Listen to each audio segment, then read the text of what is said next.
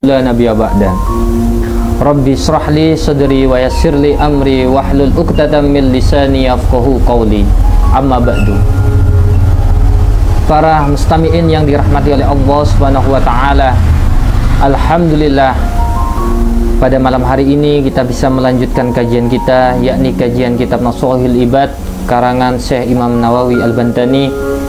Semoga dengan apa yang kita pelajari kita bisa mengikuti, bisa menenangkan hati kita, dan juga bisa mengikuti jejak langkahnya atas nasihat-nasihat dari makalah-makalah, baik itu dari para sahabat Nabi Muhammad dan juga dari para tabi'in dan juga ulama. Marilah kita buka kajian pada malam hari ini dengan pembacaan suratul Fatihah, dengan harapan kita mendapatkan keberkahan dan juga apa yang kita lakukan diridhoi oleh Allah Subhanahu wa taala.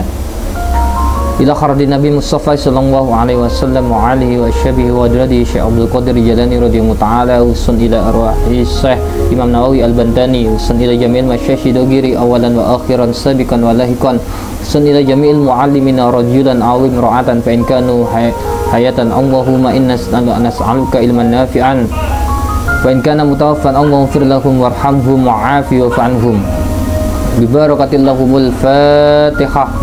A'udzu billahi minasyaitonir rajim. Bismillahirrahmanirrahim. Alhamdulillahi rabbil alamin arrahmanir rahim maliki yaumiddin. Iyyaka na'budu wa iyyaka nasta'in. Ihdinas siratal mustaqim siratal ladzina an'amta 'alaihim ghairil maghdubi 'alaihim waladdallin. Amin. Qala al-musannifu rahimakumullahu ta'ala wa nafa'na bihi wa bi ulumihi wa barakatihi fid dharain. Amin. Wal maqalatul isruna, makalah yang ke-20 ini diriwayatkan oleh An Ali radhiyallahu an wa karrama wajha. Diriwayatkan oleh Sayyidina Ali, beliau mengatakan, man lam yakun indahu sunnatullahi wa sunnatu rasulihi wa sunnatu awliyaihi falaysa fi yadihi syai'un. Barang siapa yang mana dia tidak memiliki sunnatullah, yakni kebiasaan menjalankan syariat Allah Subhanahu wa taala, wa sunnatu rasulihi, dan juga sunnah-sunnahnya Rasul, aisya'nuhu, yakni adalah ucapan Rasul, perilaku Rasul, dan juga wa sunnatu awliyaihi, dan juga sunnah-sunnah waliyullah, amruhum falaysa fi yadihi syai'un, maka dia tidak memiliki apa-apa, maka dia tidak memiliki sebuah pegangan, penuh dengan kehambaan.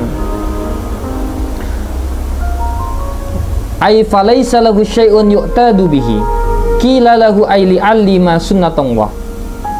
Maka kemudian sahabat Ali bin Abi Thalib ini ditanya, ma sunnatullah, apa itu sunnatullah? Maka Sayyidina Ali menjawab, kitmanus syirri wa huwa ma akhfahu nas anil hadisi inda syakhsin fa kitmanus syirri wajibun. Bahwasannya adalah sunnatullah, yakni adalah menyembunyikan rahasia, yakni menyamarkan perkataan kita, rahasia orang lain ketika kita berada di samping seseorang yang lain. Sedangkan kitmanus syirri ini wajibun, adalah sebuah kewajiban. Karena Allah Subhanahu wa taala sudah menyampaikan, berfirman bahwasanya kita itu harus menutupi aib atau kejelekan dari orang lain. Man satarallah, barang siapa yang menyembunyikan aib orang lain, barang siapa yang menyembunyikan aibnya orang lain, satarallahu yaumal qiyamah fid dunya wal akhirah, maka Allah Ta'ala juga akan menyembunyikan aib orang tersebut, baik itu dunia ataupun di akhirat.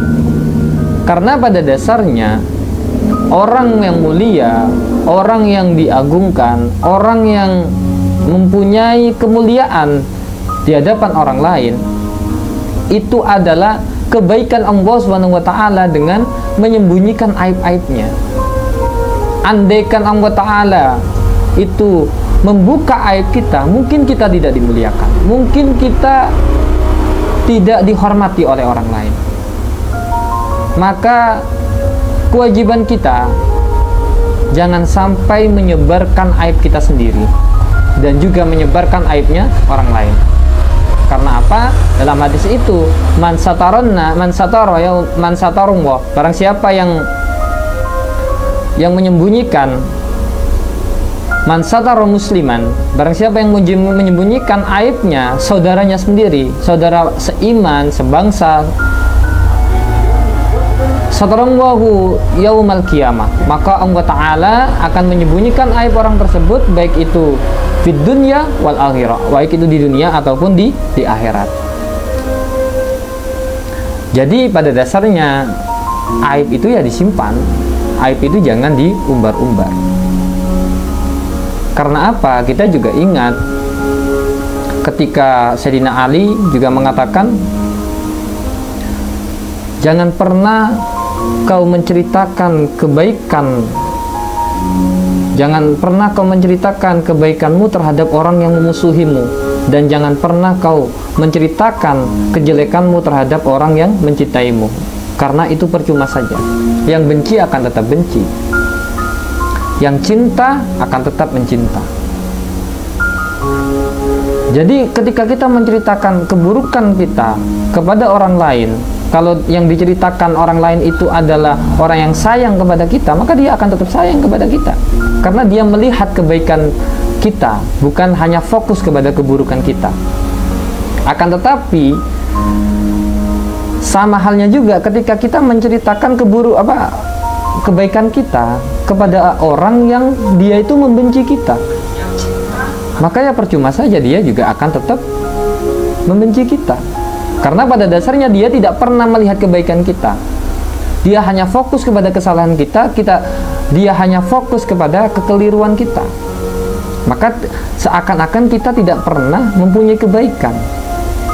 Padahal semua orang, semua manusia itu pernah melakukan sebuah kebaikan. Jadi jangan pandang orang itu tidak pernah melakukan kebaikan sama sekali, tidak pernah berbuat baik. Semua orang pernah berbuat baik, dan semua orang pernah berbuat salah. Karena kita memang al-insanu wa khata'u wa nisyan. Kita ini tempatnya salah. Kita bisa berbenah diri. Kita bukan anti dikritik, kita bukan anti diberikan saran atau masukan-masukan yang itu memang membangun untuk kebaikan kita. Akan tetapi kalau dia itu atas dasar kebencian, hanya fokus kepada kesalahan kita, berarti dia memang sudah mulai membenci kita. Nah, ketika pada saat itu, ketika kita sudah disakiti, ketika kita dimusuhi oleh orang, terkadang kita itu udah mulai, saya udah pegang kartu dia, saya udah pegang aib-aibnya dia. Maka ketika kita bertengkar, bisa jadi aib itu akan keluar, aib itu akan diceritakan sama orang lain. Padahal kalau kita kuat, kalau kita bisa sabar, kita Allahumma ja'alni saburan, kita diberikan kesabaran, kelapangan hati, kita tidak akan bisa mengucapkan sedikit keburukan orang lain.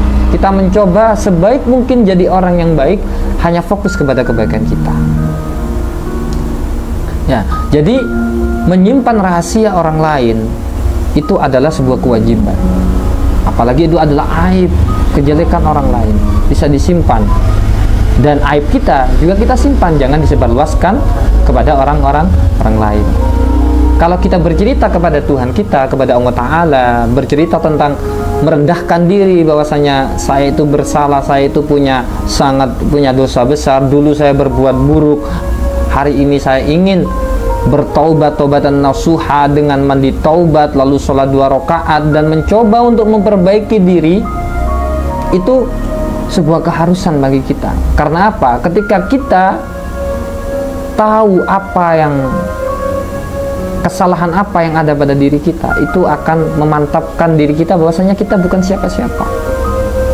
Kita hanyalah orang yang kecil, dan bisa jadi ketika kita sudah mengetahui kekurangan-kekurangan kita, kita akan lebih mantap lagi ketika beribadah kepada Allah Subhanahu wa taala. Dan juga wakilah, dan juga Sayyidina Ali bin Abi Thalib juga mengatakan, ma sunnatur rasul. Apa itu sunnatur rasul? Yakni al-mudaratu bainan nas, yakni berbelas kasih kepada manusia. Dan juga dikatakan sebagian ulama, wa kama qala ba'duhum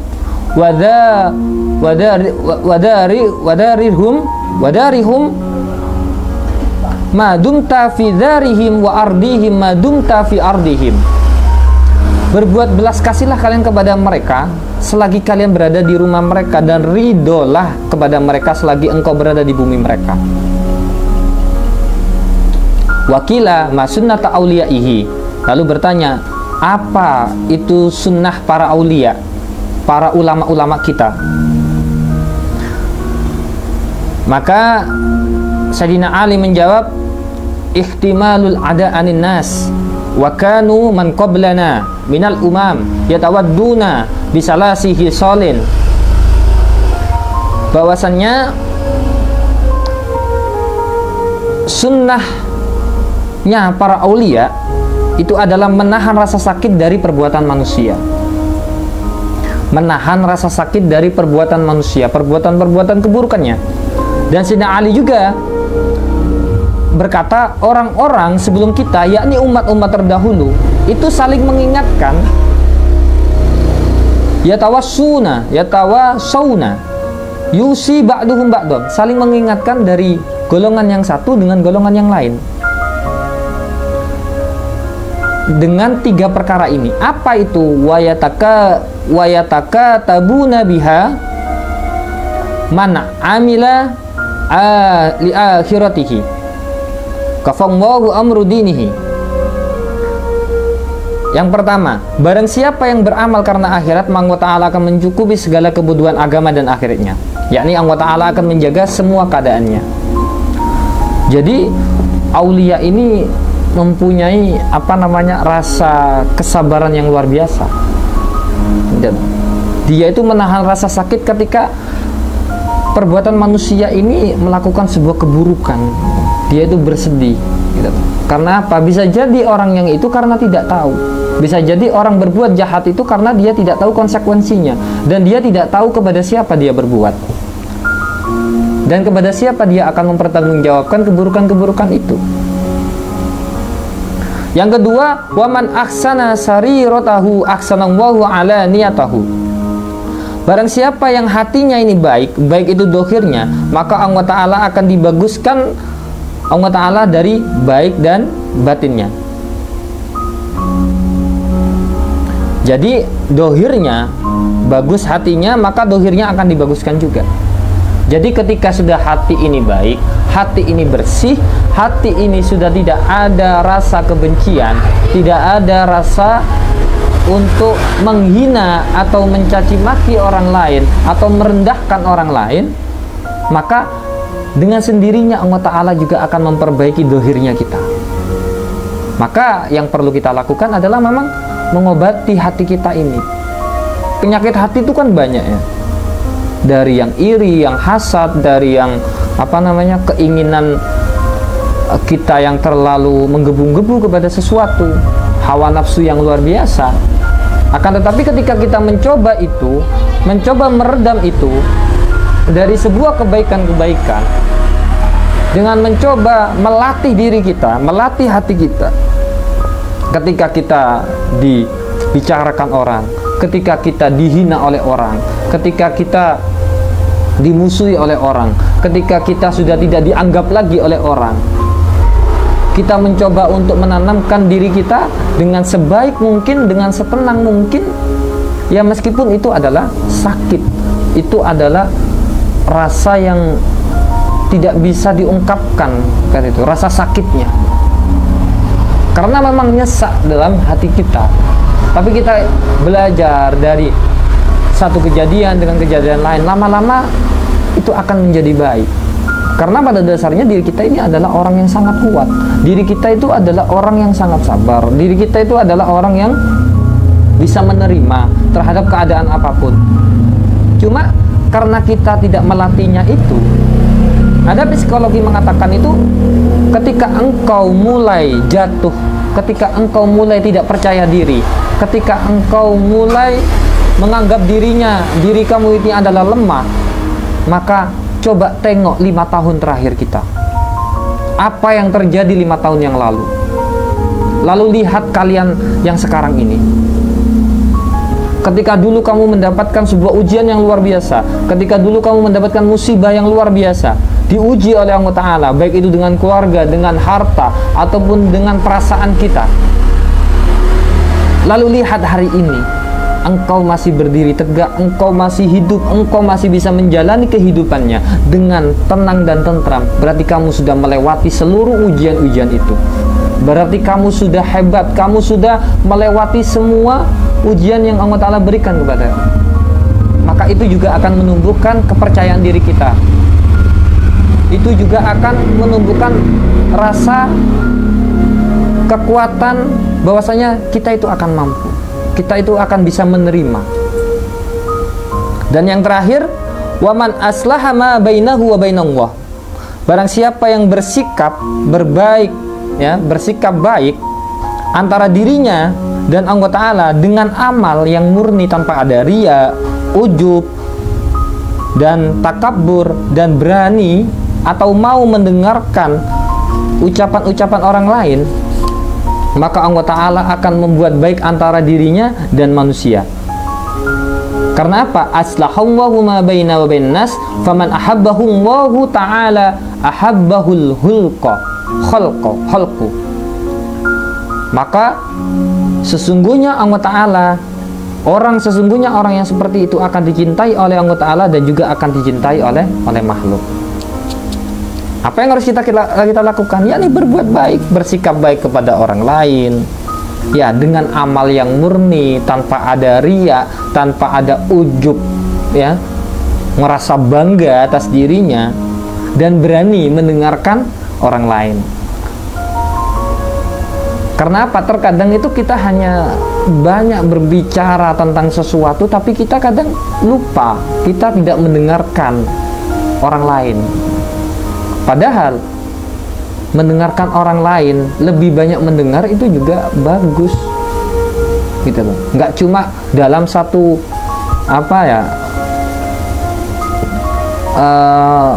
satu arah saja, dengan kita menyampaikan kan, tanpa ada kritikan ataupun saran, yang mana kadang kritikan dan saran itu untuk kebaikan kita, dan kita bisa lebih maju dengan kritikan itu, gitu. Kecuali kritikan ataupun masukan itu bukan untuk kebaikan kita, dia mengucapkan itu memang atas dasar kebencian, dia mengucapkan itu atas dasar ingin menjelek-jelekkan kita, ingin mengumbar aib-aib kita, ingin menjatuhkan martabat kita, derajat kita, harga diri kita, itu baru. Tapi kalau itu masukan atau saran itu adalah untuk membangun kita dengan cara yang baik, maka itu perlu, kita harus berani dan harus berlapang dada untuk mendengarkan itu, kan gitu. Karena inilah yang disampaikan oleh Sayyidina Ali bin Abi Thalib. Kita bersikap baik dengan orang lain, kita berbuat ma'ruf dengan orang lain, ya tentunya, maka ketika kita itu melakukan yang seperti itu dengan penuh kesadaran, dengan penuh kebahagiaan, tanpa ada rasa benci ataupun ingin menjatuhkan orang lain, maka kita tidak hanya dicintai oleh Allah Subhanahu wa Ta'ala. Janji Allah yakni aslahallahu ma baina wa bainan nas, kita akan dicintai oleh Allah Ta'ala dan juga akan dicintai oleh makhluknya atau oleh manusia.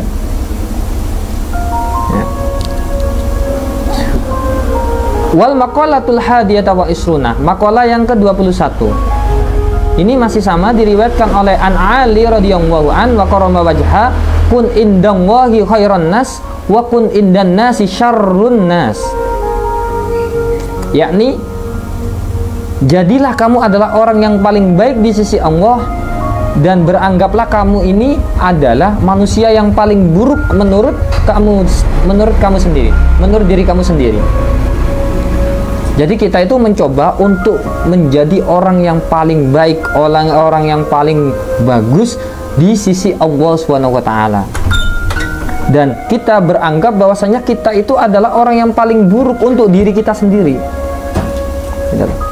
Merasa rendah hati, tidak merasa ujub, tidak merasa takabur. Ini mencoba untuk memperbaiki kita agar kita tidak terjebak dengan sifat takabur itu atau sifat ujub, berbangga diri gitu.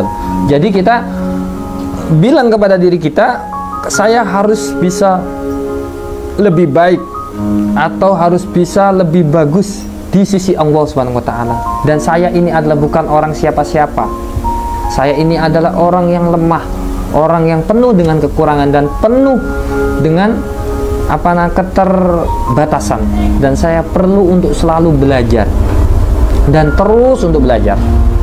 Ini sama yang dikatakan oleh Qala Sayyidi Syekh Abdul Qadir Al-Jailani. Dia menyampaikan, idza laqaita ahada minan nas ra'aital fadla lahu 'alaika wa taqulu asa ayyakuna indallahi khairan minni wa arfa darajat. Yakni adalah ketika kita bertemu dengan seseorang, ketika kita bertemu dengan orang lain, maka lihatlah dia itu adalah orang yang baik daripada diri kamu. Ketika kita melihat orang lain nih, bisa jadi dia adalah orang yang lebih baik daripada saya. Karena apa? Kita katakan pada diri kita, mungkin dia adalah orang yang telah diangkat derajatnya oleh Allah Subhanahu wa taala. Dan bisa jadi dia, menurut Allah, dia adalah yang lebih baik daripada kita. Ini untuk diri kita ya, bukan untuk orang lain. Jadi ketika kita bertemu dengan seseorang, ini mencoba untuk bagaimana cara kita berhadapan dengan orang lain. Ya maka katakan pada diri kita, lihatlah bahwasanya mungkin dia lebih baik daripada saya. Karena apa? Allah Ta'ala melihat kebaikan dan memberikan kebaikan kepada dia, dan mungkin Allah Ta'ala telah memberikan derajat yang tinggi untuknya. Maka kita tidak akan merasa kita lebih baik daripada dia, kita lebih mulia daripada dia, kita lebih tinggi derajatnya daripada dia. Karena apa? Kita mempunyai mindset pikiran yang seperti itu. Dan sama, wa in kana sahiran, ketika kita menemukan anak kecil, anak-anak yang belum dewasa, yang masih kecil, maka katakan agar kita tidak terganggu hati kita ini, qul taha dalam ya'sillah. Mungkin anak kecil ini dosanya lebih sedikit daripada saya, karena dia lahirnya lebih lama daripada saya, karena duluan saya lahirnya. Mungkin maksiat saya lebih banyak daripada dia, karena dia masih kecil. Jangan mindsetnya dibalik. Kalau kita mindsetnya dibalik, mungkin anak kecil ini dia tidak tahu apa-apa, karena saya yang lebih tahu, karena saya lahirnya yang lebih lama. Maka kita akan mencoba untuk terus merendahkan dia. Kalau kita itu selalu berpikir baik, maka kita nggak akan masuk dalam kejebak dengan perasaan-perasaan yang seperti itu. Itu ketika anak kecil kita mencoba, mungkin dosa dia lebih kecil, lebih sedikit daripada dosa saya, karena dia lahirnya lebih lama daripada saya, karena dia lahirnya duluan saya daripada dia.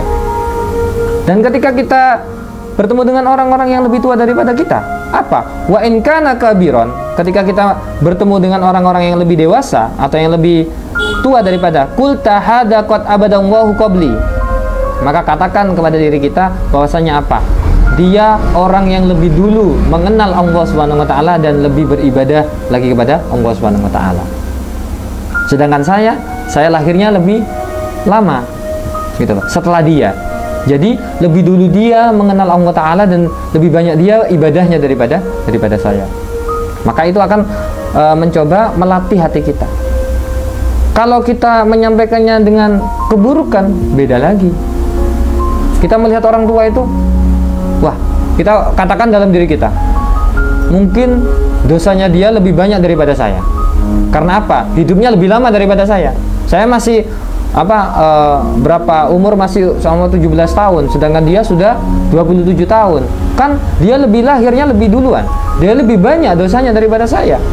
gitu loh. Maka itu akan menjatuhkan dia, selalu merendahkan dia, bahwasanya menjudge dia banyak dosanya daripada kita. Ini tidak masuk dalam kategori ini. Itu yang kecil, yang tua. Wa in kana aliman, ketika kita bertemu dengan orang-orang yang alim, orang-orang yang guru kita, masayih-masayih kita, kiai-kiai kita, orang yang mempunyai ilmu yang lebih banyak daripada kita, apa yang harus hati yang harus dipersiapkan dan apa yang harus dikatakan dalam diri kita? Qul tahada u'tiya malam abluh. Bahwasanya apa? Dia adalah orang yang telah diberi oleh Allah Subhanahu wa taala, yang mana dia bisa raih tapi aku belum mendapatkannya. Malam anal wa alima majahilta wa huwa ya'malu bi ilmi. Dan dia telah mendapatkan sesuatu yang belum aku dapatkan. Dan beliau mengetahui sesuatu yang belum aku ketahui. Gitu.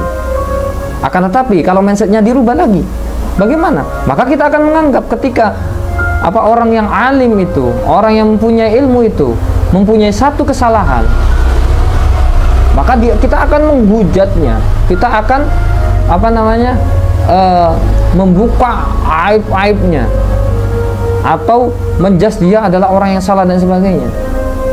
Padahal kalau kita bisa menata hati kita, mulai memperbaiki diri kita, bagaimana komunikasi kita bisa sampaikan dalam hati kita, orang ini telah diberikan kemuliaan yang mana kemuliaan itu tidak diberikan kepada kita. Yang pertama. Yang kedua, orang yang alim ini telah mendapatkan sesuatu yang belum aku dapatkan, yakni apa? Ilmu-ilmu yang banyak itu.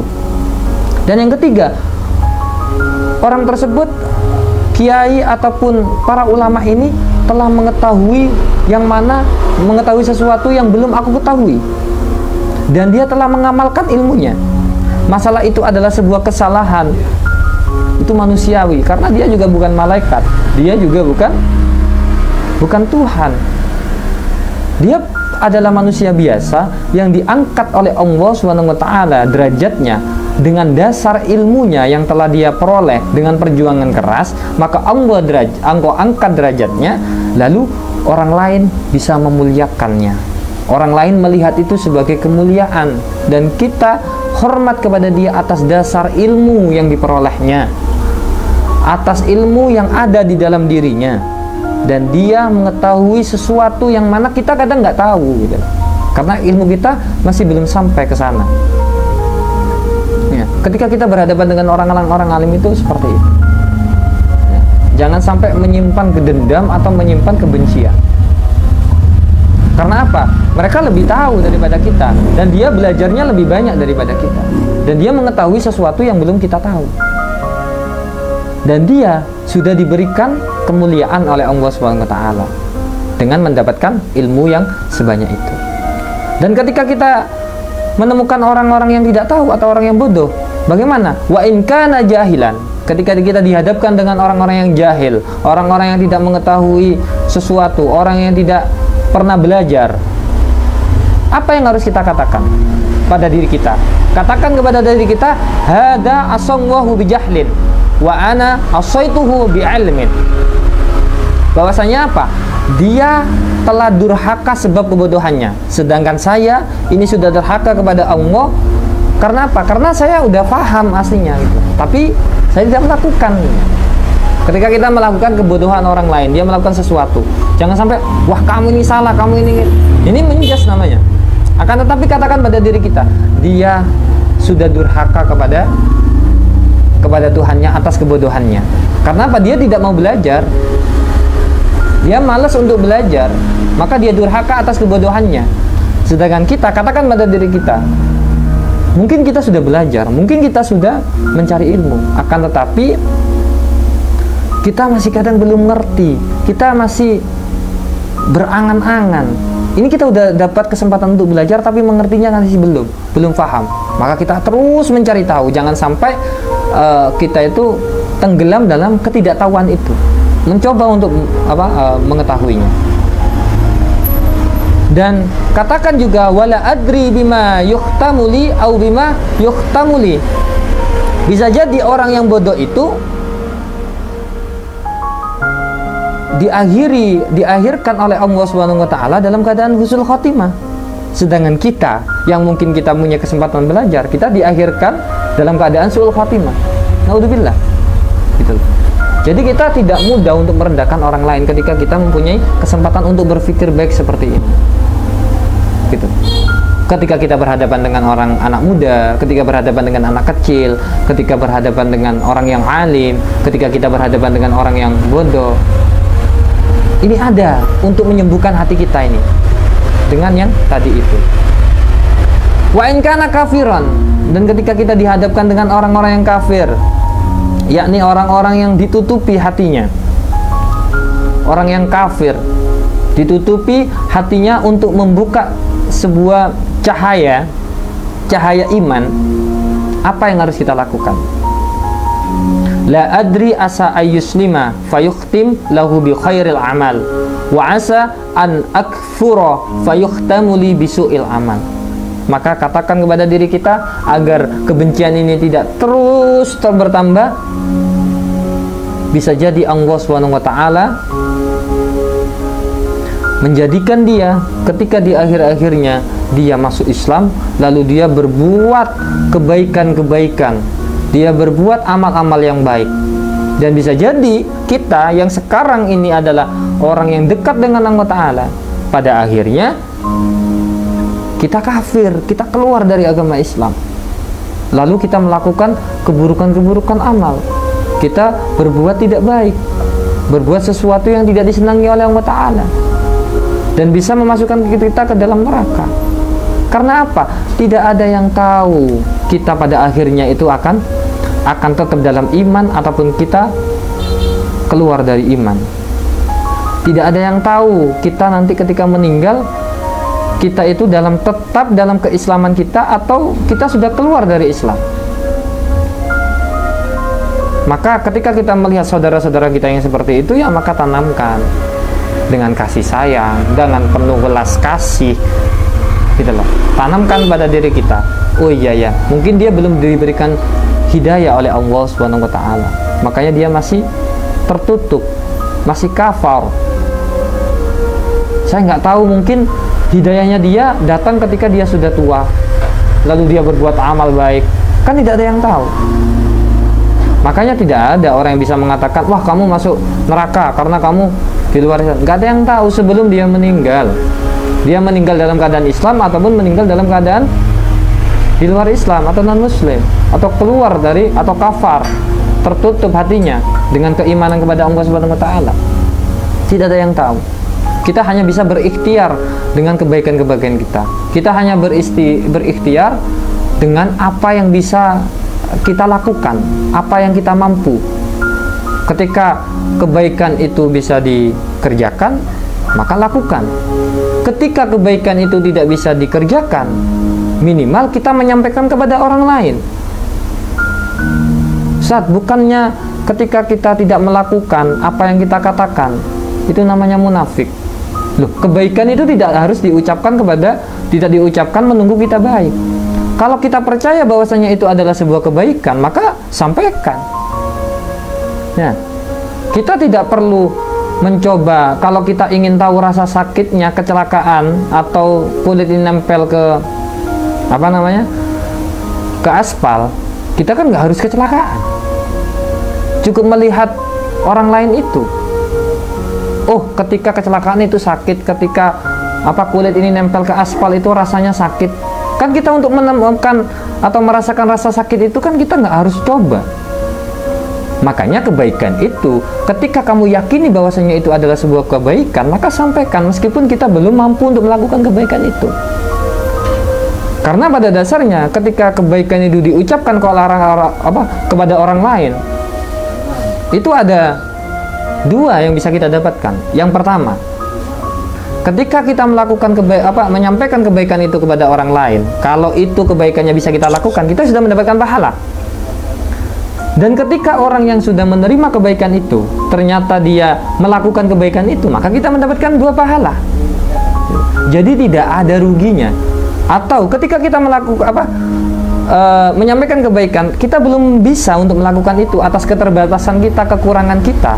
Akan tetapi orang lain bisa melakukan kebaikan itu, maka kita akan mendapatkan pahala dari kebaikan yang kita sampaikan. Jadi kebaikan belum tentu diucapkan menunggu kita baik. Kalau kamu percaya baik, maka ucapkan. Bisa jadi itu bermanfaat untuk orang lain. Wa kun indan nas rajulan minan nas fa innahu yukrahu ayyara abdu wa mutamayyizan an ghairi. Kama fil hadis wa kana ba'duhum yad'u bihadad du'a. Dan di antara orang-orang jadilah kamu seperti pemuda di antara mereka, yakni berbaur dengan mereka. Sesungguhnya Allah Ta'ala membenci ketika melihat hambanya itu berbeda dengan hamba yang lain. Makanya tentang kesetaraan, tentang tidak ada ras, itu sudah disampaikan, sudah ada tuntutannya, gitu loh. Karena Allah Ta'ala sudah mengatakan seperti itu. Allah Ta'ala itu membenci ketika melihat seorang hamba ini berbeda dengan hamba yang lain. Makanya yang tersebar itu ketika kita membedakan itu. Nabi Muhammad SAW saja itu dulu menghapus ras agar terjadi kesetaraan, kan gitu. Abu Bakar As-Siddiq, ya, Ali bin Abi Thalib, dia sudah tidak ada gelar di belakang, suku-sukunya itu untuk dihilangkan. Agar apa? Agar mempunyai kesetaraan. Tapi masalah adab ilmu, Sayyidina Ali sangat tinggi. Bahwasanya apa? Barang siapa yang mengajarkan satu huruf saja, maka dia sudah dianggap guru. Satu huruf itu sudah dianggap guru. Saking mulianya ilmu. Makanya ketika kita menghormati guru kita, kita menghormati masyayikh kita, itu bukan atas dasar jasadnya dia. Kita menghormati beliau, kita menghormati dia atas dasar ilmu yang melekat kepadanya. Karena apa? Yang mengangkat derajat guru-guru kita itu ya atas ilmunya. Yang mengangkat derajat tingginya, kedudukan guru-guru kita masing-masing kita itu adalah ilmu yang diperolehnya. Ilmu yang ada di dalam dirinya. Bagaimana kita menghormati ilmu kalau kita tidak menghormati orang tersebut, padahal ilmunya ada di sana. Makanya takdim kepada guru itu adalah bukti kita menghormati keilmuan. Karena apa? Ilmu itu cahaya, ilmu itu sangat tinggi, maka perlu kita hormati. Wa kana ba'duhum yad'u bihadad du'a. Seperti yang juga disebutkan dalam hadis, sebagian orang ada yang berdoa seperti berikut ini. Allahumma ja'alni saburan. Ya Allah, jadikan diriku adalah orang-orang yang sabar. Wa ja'alni syukuran, orang-orang yang syukur. Wa ja'alni fi aini saghiran. Dan jadikan aku dalam pandanganku ini adalah sebagai orang yang kecil, agar dia merasa rendah. Wa fi a'yunin nas kabiran. Dan dalam pandangan manusia sebagai orang yang besar.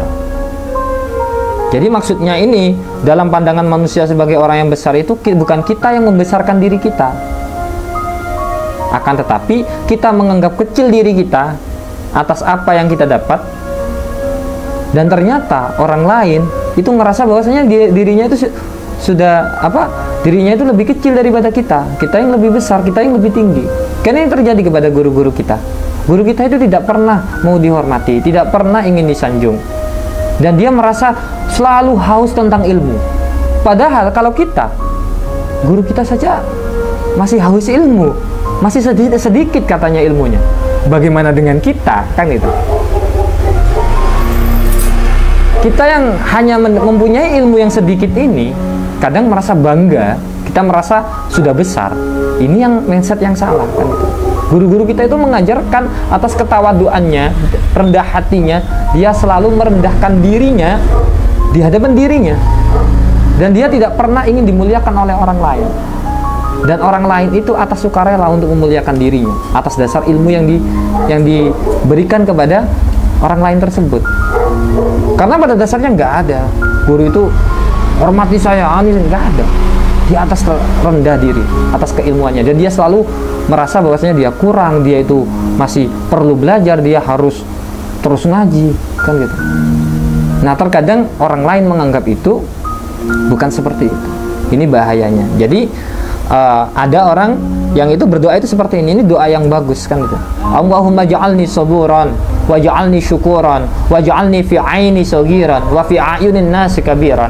Ya Allah, jadikan diriku orang-orang yang sabar, dan jadikan diriku adalah orang-orang yang selalu bersyukur, dan jadikan diriku sebagai orang kecil dalam pandanganku, wa fi ayunin nasi kabiran, dan dalam pandangan manusia adalah sebagai orang-orang yang besar. Wal maqalatus saniyata wa isruna. Ini diceritakan kila uhiya ta'ala ila Uzair an-nabi sallallahu alaihi wasallam alaihi salam faqala azza wa jalla, bahwasannya Allah Ta'ala berfirman memberikan wahyu ini kepada Uzair. Uzair itu adalah Nabi Uzair. Dia mengatakan, ya Uzair, idza adnabta dzamban saghiran, ketika engkau melakukan dosa kecil, fala tanzur ila saghiri, maka jangan lihat dosa kecilnya itu, akan tetapi apa? Wanzur ila man adzamta alaihi, wanzur ila man adnabta lahu, tapi lihatlah kepada siapa engkau berdosa kecil itu, kepada siapa engkau berbuat dosa itu. Itulah. Ini mengajarkan kita bukan masalah kecil atau besarnya dosa kita, akan tetapi kepada siapa kita berbuat dosa, kepada siapa kita akan mempertanggungjawabkan dosa itu.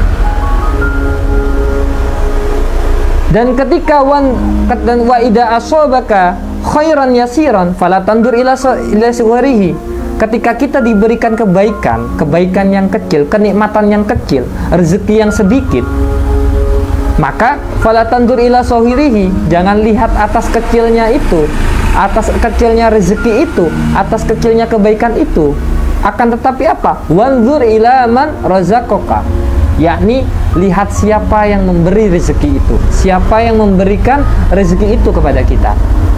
Kalau kita bisa menerapkan ini, maka hati kita selalu bersyukur kepada Allah Subhanahu wa taala terhadap apa yang menimpa diri kita. Karena apa?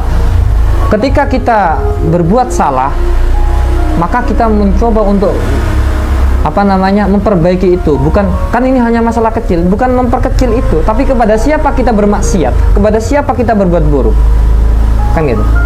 Ini kepada Tuhan kita, dan ini akan dipertanggungjawabkan. Kita sudah mengetahui faman ya'mal mithqala dzarratin syarran yara wa may ya'mal mithqala dzarratin khairan yara. Kebaikan sedikit apapun, keburukan sedikit apapun akan dipertanggungjawabkan di hadapan Allah Subhanahu wa taala. Wa idza asabaka baliya fala taskuni ila khalqi, dan juga ketika engkau mendapatkan musibah, mendapatkan ujian, fala taskuni ila khalqi, jangan engkau mengeluh kepada makhluk. Kamala askuki ila malaikati idza suidat ilayya masyawik. Itu loh. Mendapatkan ketika kita mendapatkan keburukan, jangan engkau mengeluh kepada orang lain atau kepada makhluk. Maksudnya tentang keburukan-keburukan kita. Karena ini sudah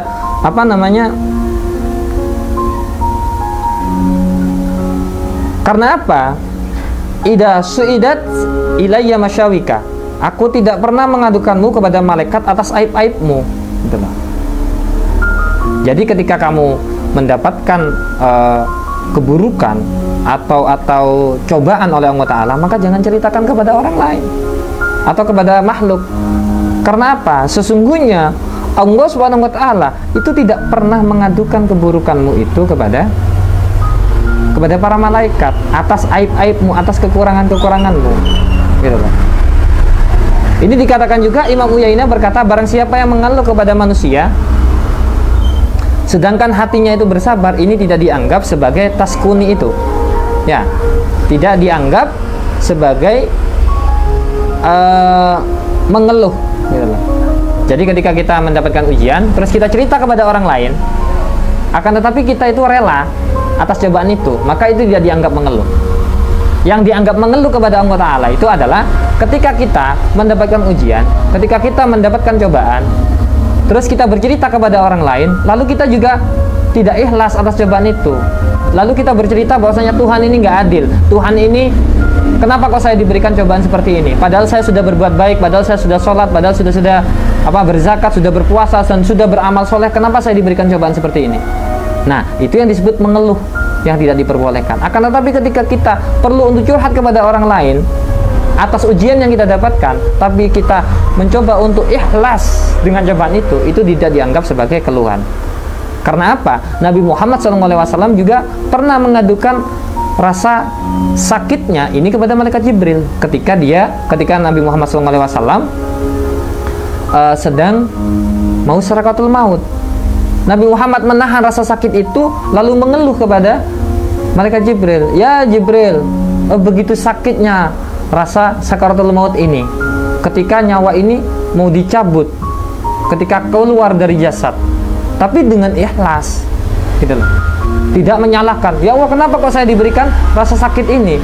Padahal saya nabi, padahal saya rasul, saya adalah orang kekasihmu, orang yang dicintaimu, orang yang yang dimaksum.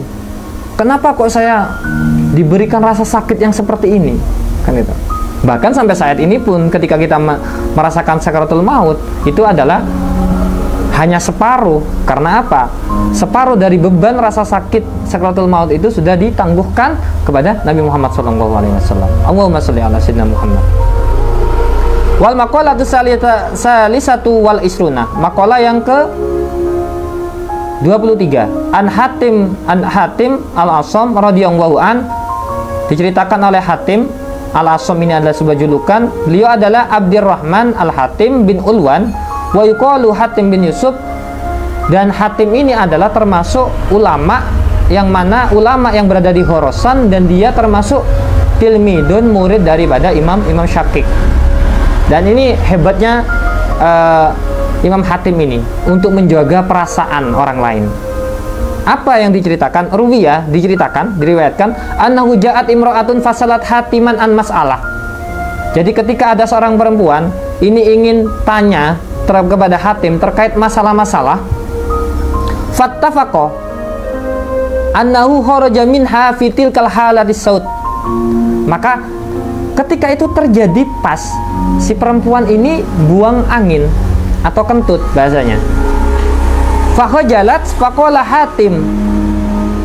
Maka agar si perempuan ini tidak malu atau tidak ngerasa malu terhadap si Imam Hatim ini, Imam Hatim ini mengatakan kepada si perempuan tersebut, irfa'u sauta, keraskan atau lebih keraskan lagi suaranya. Fa'ara min nafsihi annahu asamma fasurrat al-mar'a bidzalika. Maka orang yang berpikir tersebut, orang perempuan berpikir bahwasanya oh ini berarti si Imam Hatim ini tuli, tidak mendengar tadi suara buang air itu atau suara kentut itu. Padahal tujuan si Imam Hatim ini adalah untuk menjaga perasaan si perempuan tersebut agar tidak malu. Maka sejak saat itulah beliau mendapatkan julukan yang bernama somam, kan itu, atau tuli. Jadi si Imam Hatim Al-Asam ini bukan kata yang memang julukan bahwasanya si Imam Hatim ini tuli, bukan. Akan tetapi atas kejadian si perempuan menjaga perasaannya, maka dia dijuluki sebagai orang yang tuli. Padahal dia tidak tuli beliau, saking untuk menjaga perasaan tersebut. Ma min sobah wa yaqulu syaitan lima taqulu wa ma talbas wa aina taskun fa aqalu lahu akilul maut. Tidak ada yang dikatakan di pagi hari kecuali yang dikatakan oleh setan ini. Jadi setan-setan itu ketika pagi hari tidak ada yang dikatakan kecuali yang pertama adalah ma taqulu, kamu mau makan apa? Ma talbisu, apa yang akan kamu pakai? Wa aina taskunu, dan apa yang di mana kamu akan tinggal. Berarti para setan ini biasanya begitu. Kamu tidak akan bisa makan. Kamu mau makan apa hari ini? Terus besok apa yang kamu akan pakai hari ini? Terus kemana kamu akan tinggal? Maka ketika kita menemukan seperti itu, ini yang dikatakan oleh setan. Fa'akulu, katakan kepada setan, akilul maut, bahwasanya aku memakan pahitnya kematian. Azuku miraratul maut. Wa albasul kafan, dan aku memakai pakaian kain kafan. Wa askun luqabro, dan aku akan bertempat di kuburan. Fayahrubu asyaitani bidomir ra. Maka para setan itu lari dengan berbirit-birit. ketika kita menjawab seperti itu. Ya, karena apa? Ini bisikan-bisikan setan yang biasanya terucap kepada kita. Ya, karena apa? Setan itu selalu membisikkan, kamu apa di pagi hari ini? Kamu mau makan apa hari ini? Kamu memang bisa makan, gitu. Untuk menjatuhkan mental kita, gitu. Padahal Allah Ta'ala sudah menjamin rezeki kita, gitu. Ini ingin menjatuhkan mental kita. Setan itu. Wa matal bisu. Apakah yang akan kamu pakai? Besok kamu nggak akan dapat memakai sesuatu, dan kemana kamu akan tinggal? Maka katakan, aku merasakan kepahitannya kematian, dan aku memakaikan pakaian kain kafan, dan saya tinggal di kuburan, dan nantinya akan tinggal di kuburan. Fayahrubu, maka setan-setan tersebut itu akan meninggalkan kita, akan terbirit-birit, kan itu, untuk meninggalkan kita, dan dia akan lari dari hadapan kita. Wallahu a'lam bis shawab. Al-Fatihah.